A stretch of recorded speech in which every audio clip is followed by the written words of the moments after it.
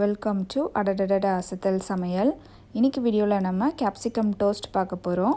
என் வீடியோவை நீங்கள் first time பார்க்குறீங்கன்னா லைக் பண்ணுங்கள், சப்ஸ்கிரைப் பண்ணுங்கள், பக்கத்தில் இருக்க பெல் ஐக்கனை கிளிக் பண்ணிக்கோங்க. இப்போ நம்ம கேப்சிகம் பிரெட் டோஸ்ட் பண்ண போகிறோம். அதுக்கு தேவையான பொருட்களை பார்த்துடலாம். இங்கே நான் ஒரு பெரிய வெங்காயத்தை சின்ன சின்னதாக நறுக்கி வச்சுருக்கேன். அதுக்கப்புறம் அதே மாதிரி ஒரு குடமிளகாய் எடுத்து அதையும் நான் நறுக்கி வச்சுருக்கேன்.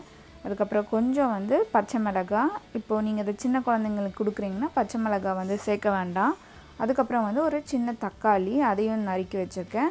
அதுக்கப்புறம் ஒரு டேபிள் ஸ்பூன் நீங்கள் இஞ்சி பூண்டு விழுது சேர்த்துக்கலாம். நான் ஒரு 3 பல் பூண்டையும் இவ்வளோ பெரிய சைஸ் இஞ்சியும் துருகி வச்சுருக்கேன். அதுக்கப்புறம் நம்ம வெண்ணெய் யூஸ் பண்ணுறோம். வெண்ணெய் இல்லை உங்களுக்கு நெய் பிடிக்கும்னா நீங்கள் நெய் யூஸ் பண்ணிக்கலாம், இல்லைன்னா நீங்கள் எண்ணெய் கூட யூஸ் பண்ணிக்கலாம். அதுக்கப்புறம் கரம் மசாலா, அதுக்கப்புறம் கடுகு, அதுக்கப்புறம் இதுக்கு நம்மளுக்கு ப்ரெட்டு தேவை. ஸோ நான் ப்ரெட் எடுத்திருக்கேன். இது நான் நார்மலாக ஸ்வீட் ப்ரெட் தான் எடுத்திருக்கேன். இப்போ நம்ம இந்த ப்ரெட் டோஸ்ட் பண்ணுறதுக்கு இந்த ப்ரெட்டுக்குள்ளே வைக்கிற மசாலாவை ஃபஸ்ட்டு செஞ்சிடலாம். அதுக்கு நான் ஸ்டவ்வில் ஒரு கடாய் வச்சுருக்கேன். இப்போ நான் ஸ்டவ் ஆன் பண்ணிக்கிறேன். இது கொஞ்சம் சூடாகட்டும். இப்போ இதில் ஒரு 2 டேபிள் ஸ்பூன் போல் எண்ணெய் சேர்த்துக்கலாம். எண்ணெய் கொஞ்சம் சூடாகட்டும். எண்ணெய் சூடாகிடுச்சு. இப்போ நம்ம இதில் கடுகு சேர்த்துடலாம். கடுகு கொஞ்சமாக சேர்த்துக்கலாம். இதில் சேர்க்கணுன்னு அவசியம் இல்லை, சும்மா நான் சேர்க்குறேன் ஒரு ஃப்ளேவருக்காக. இந்த கடுகு கொஞ்சம் வெடியட்டும்.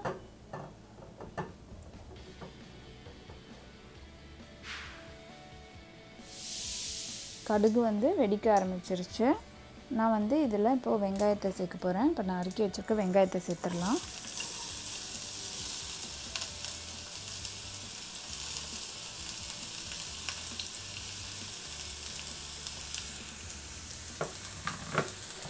இந்த வெங்காயத்தை ஒரு 2 நிமிஷம் வதக்கிடலாம். கொஞ்சம் அது கண்ணாடி மாதிரி ஆகுற வரைக்கும் நம்ம அதை வதக்கிடணும். இது வதங்கட்டும். இப்போ இதில் பச்சை மிளகாயை சேர்த்துடலாம். அதுக்கப்புறம் இஞ்சி பூண்டு விழுது சேர்த்துடலாம். இதையும் நல்லா வதக்கிடலாம். ஒரு நிமிஷம் இது நல்லா வதங்கட்டும், இதில் பச்சை வாசம் போகிற வரைக்கும். இப்போ இதில் நம்ம நறுக்கி வச்சுருக்க தக்காளியையும் குடமிளகாயையும் சேர்த்துடலாம். நறுக்கி வச்சுருக்க தக்காளி, அப்புறம் குடமிளகாய்.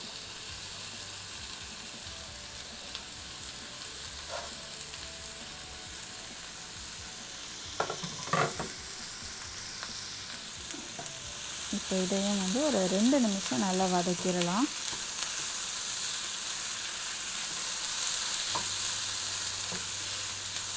தக்காளி கொஞ்சம் ஜூஸி ஆகணும். குடமிளகாவும் சீக்கிரமாகவே வெந்துடும். ஒரு 2 நிமிஷம் இது வதங்கட்டும். இப்போ இதில் நம்ம கரம் மசாலா சேர்த்துடலாம். நான் ஒரு டேபிள் ஸ்பூன் கரம் மசாலா சேர்க்குறேன். கரம் மசாலாவே காரமும் இருக்கும், அதனால் நான் மிளகாத்தூள் தனியாக சேர்க்கலை. சப்போஸ் நீங்கள் யூஸ் பண்ணுற கரம் மசாலாவோட காரம் உங்களுக்கு பத்தலைன்னா கொஞ்சம் மிளகாய் தூளும் நீங்கள் சேர்த்துக்கலாம். இது நல்லா கலந்து விட்டுடலாம். இப்போ இதில் நம்ம தேவையான அளவு உப்பும் சேர்த்துடலாம்.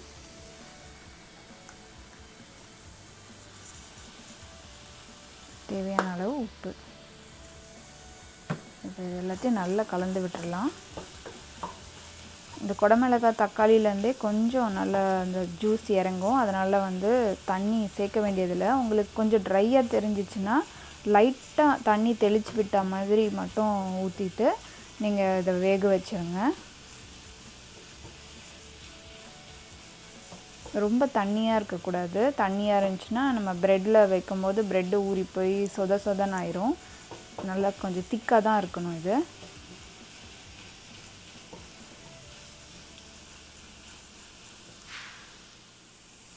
இப்போ இதை நம்ம மூடி வச்சு ஒரு 5 நிமிஷம் இதை நல்லா வேகட்டும். இப்போ இதை ஓப்பன் பண்ணி பார்க்கலாம்.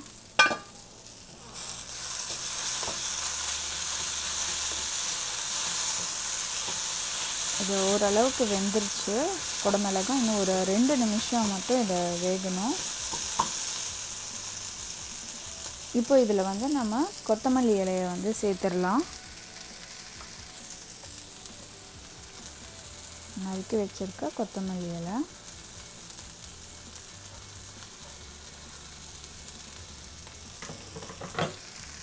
இப்போ இதை வந்து கொஞ்சமாக மிக்ஸ் பண்ணி விட்டுடலாம்.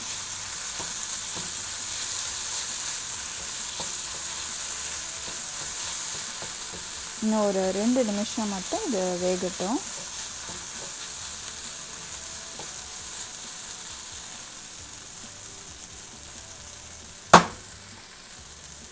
மூடி வச்சிடலாம். ஒரு 2 நிமிஷம் வேகட்டும்.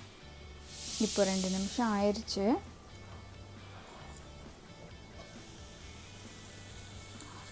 மசாலா வந்து ரெடி ஆயிடுச்சு. குடமிளகாலாம் நல்லா வெந்துருச்சு. இப்போ நம்ம வந்து பிரெட் டோஸ்ட் செய்ய ஆரம்பிச்சிடலாம். நான் வந்து தோசைக்கல்லை வந்து வச்சிடுறேன்.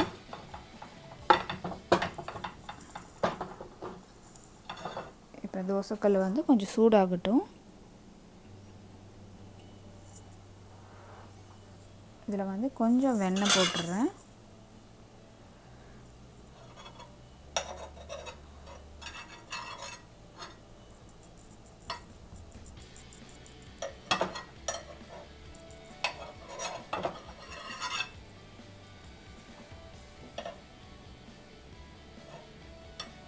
கல் வந்து கொஞ்சம் சூடாகட்டும்.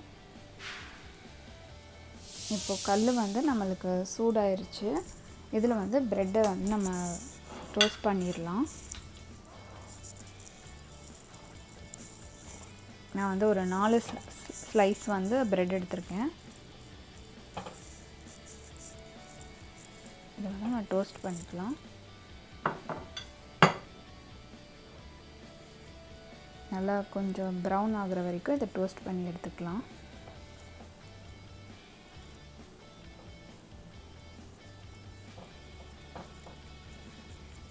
நமக்கு வெண்ணெய் வந்து எவ்வளோ வேணுமோ நம்ம சேர்த்துக்கலாம்.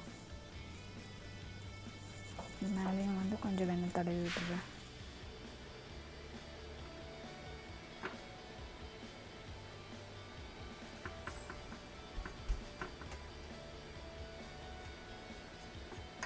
இது கொஞ்சம் வந்து டோஸ்ட் ஆகட்டும். இப்போ இது டோஸ்ட் ஆயிடுச்சான்னு பார்க்கலாம். கொஞ்சம் டோஸ்ட் ஆயிடுச்சு. உங்களுக்கு நல்ல ப்ரௌனாக வேணும்னா அதுக்கேற்ற மாதிரி உங்கள் டேஸ்ட்டுக்கு ஏற்ற மாதிரி நீங்கள் அதை டோஸ்ட் பண்ணிக்கோங்க.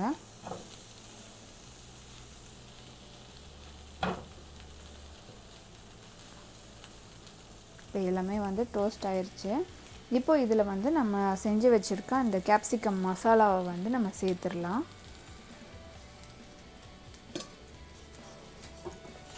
இந்த மசாலாவை எடுத்து அதில் வந்து நம்ம சேர்த்துடலாம். உங்களுக்கு வந்து சீஸ் வேணும்னா நீங்கள் வந்து இதில் ஒரு லேயர் ஆஃப் சீஸும் வச்சு நம்ம வந்து டோஸ்ட் பண்ணிக்கலாம். நான் வந்து இன்றைக்கி சீஸ் வைக்க போகிறதில்ல.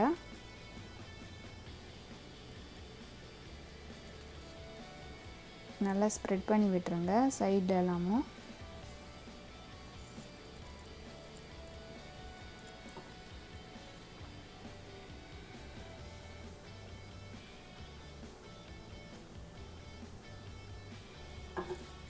ரெண்டு ஸ்லைஸில் மட்டும் வச்சுருங்க. இன்னும் 2 ஸ்லைஸ் வந்து நம்ம மேலே வச்சு மூட போகிறோம்.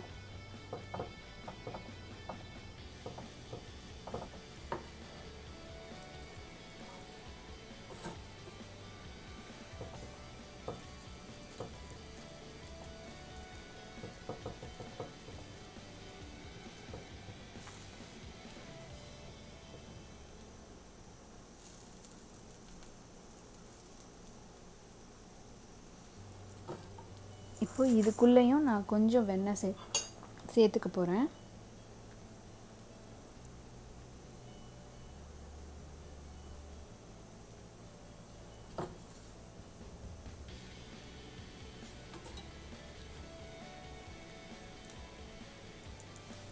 உங்களுக்கு ரொம்ப வெண்ணெயாக இருக்க மாதிரி தெரிஞ்சிச்சுன்னா நீங்கள் சேர்க்க வேண்டியதில்லை.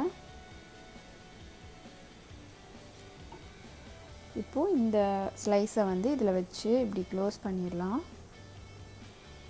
அதே மாதிரி இந்த ஸ்லைஸையும் இது மேலே வச்சு க்ளோஸ் பண்ணிடுங்க.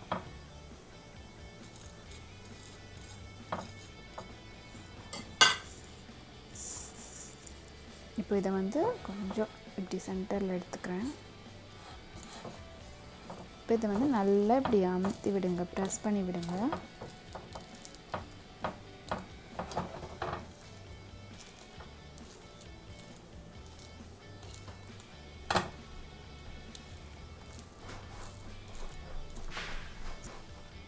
நல்லா அழுத்தி விட்டுட்டு இதை வந்து திருப்பி போட்டுடலாம்.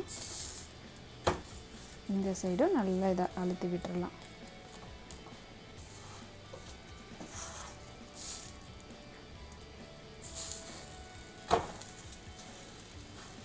ரெண்டு சைடும் வந்து இது நல்லா டோஸ்ட் ஆயிடுச்சு.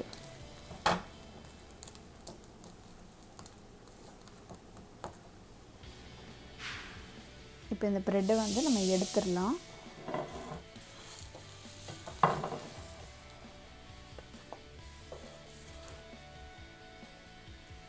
நம்மளோட கேப்சிகம் பிரெட் டோஸ்ட் வந்து தயாராகிடுச்சு.